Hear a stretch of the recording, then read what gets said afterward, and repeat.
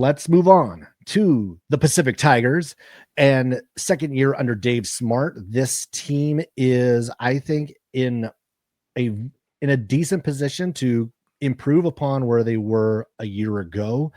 You have some very interesting pieces that come back. We talked about you have Elias Ralph coming back, Peter Krivokapik also returning. So you have a couple of key guys from the team a year ago that make their return. Ralph got hurt at the very end of the year, so it was hard to kind of like see what this team was really going to be. He missed some time early on as well, but him being back fully healthy and with a slew of guys who I think are going to improve Pacific's chances going into this year, these Tigers are going to, I think they're going to make a little bit more noise this year than they did a year ago. I'm in agreement. And going back to the intro, I just think there's some more talent in this building. There's a lot. I'm bullish, and to the extent of which I'm bullish, I'm not predicting them to finish like fourth in the conference or anything like that. But I think when you look at the tier of teams they were surrounded by, they were next to the USDs, next to the Pepperdines, next to the Portlands. I think they do have a good chance to graduate from that tier. For this year specifically, I think you mentioned Elias Ralph, at least for me, the guy I'm looking at, Alexis Marmolejo, second team All Southland with Lamar, and then another good guy, double-digit scorer at Long Beach, and TJ Wainwright. So I think you just look at all those things kind of come together. You're like, okay, there's concepts that you kind of like with what Dave Smart has done and is trying to build here. And you look at the way that there's proven track records with some of these guys more often than not. I like that. I think I personally am in. I feel like Pacific is in a good position to move up a ladder move up a rung on the ladder and try and compete into the mid pack of the WCC. Will they get there? That's the part that remains to be seen. But at least on paper, I can see the vision. And I mean, you mentioned a couple of the guys, but like there's also the Jaden Claytons coming over from Maine, another Canadian. Again, like there's usually a pretty common theme with a lot of the roster picks that Dave Smart has. So him coming over, Jayon Pitt coming over as well, coming in from Canada. He was a former 4-star recruit, 6'7", 220-pound wing. But maybe one of the biggest name, the transfer from Florida, Kajas Kublikas, Lithuanian, played 15 games over 2 seasons at Florida, so he didn't get a whole lot of run for the defending national champions. But this is a guy who was on the FIBA U20 team with Paulius Morauskas, averaged 11 points a game, 3 assists, 3 rebounds. He had the second most minutes, and he had the best plus minus on that Lithuanian U20 team.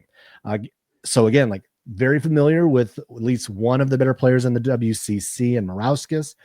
This Pacific team, I like the pieces they've been able to add. Also, one of the things I know we have to make sure we're keeping track of is size. You still do need to address the size issue. And at the very least, they went out and got a couple of big men. They got Casey Mbekwe from Washington, 6'11" senior, who also had played at Oregon State.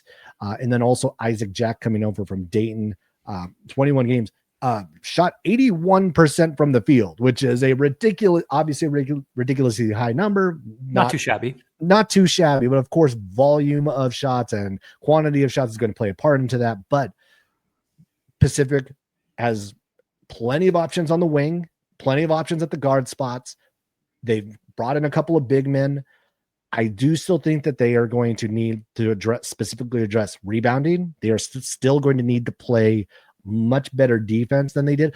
But the other thing I think that they did not do well last year, that it seems like they have brought in a few guys, and TJ Wainwright is part of the solution to this. They needed to shoot better. They needed some better outside shooters. He's one of those guys who can be that outside shooter. This is a team in Pacific that,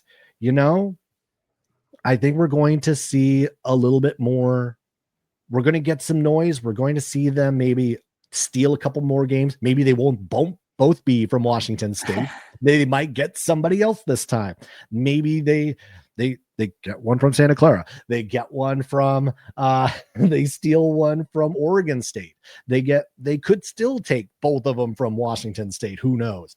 But this is a team that now seems capable of doing more work with the bottom tier teams and picking up a few more wins. And you mentioned San Diego. Yeah, I think if you're talking about sleepers in this league, it's probably San Diego, and Pacific. Those are the two that if there's a team toward the bottom that you might look to make a big move, it's one of these two. And you offered the question already off the bat of what you wanted to see improve for Pacific. And for me, it was offensive identity. What happens when the system kind of breaks down over the course of a possession? Who's going to be the go-to guy to get a bucket? Obviously, Elias Ralph, very high up in that standing. We mentioned the transfers earlier. Where does that kind of stand? Because at least for me, I noticed it more in non-conference than I did in actual conference play, because we obviously our time is spread out across so many different teams in this conference. But when they were playing, like, for example, their high-end teams against Arkansas, against Colorado, they were in the games for quite a bit. But then it's just a big 5-minute offensive rut that would just doom them. And then they were out of it for the rest of the contest. So for me, it's like, how does Pacific avoid those long offensive droughts? How do they avoid getting bogged down on offense and then more or less looking panicked? For me, those small things I think would add up to a big time improvement if they can somewhat acquiesce those concerns that I have.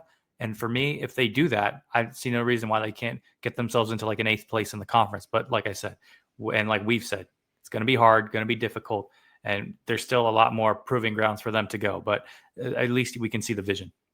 I'm going to make one correction of myself. Kravikovic actually is not on the roster this year. So I think I saw him initially or saw it somewhere, but I'm going to self-correct on that one.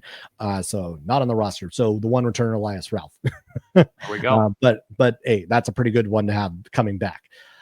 But overall, I mean, this specific team, I think we're starting to kind of think about where they are going to be slotted. Like, to me, like they're going to be somewhere between this 6 to 10 slot. Feels like they're not quite in that middle of the pack group, but that's maybe the ceiling of them breaking through. The low end is like, well, they're going to be back down there with the Pepperdines and the Portlands, and they could still end up in the mix with those teams as well. Yeah, I definitely can see it. And I think the big thing is what happens when they face each other, because it just feels like constant landmines. And, we talk about playing Gonzaga, St. Mary's, Santa Clara, USF. Oh, who can you upset? For me, how do you do when you're facing your peers?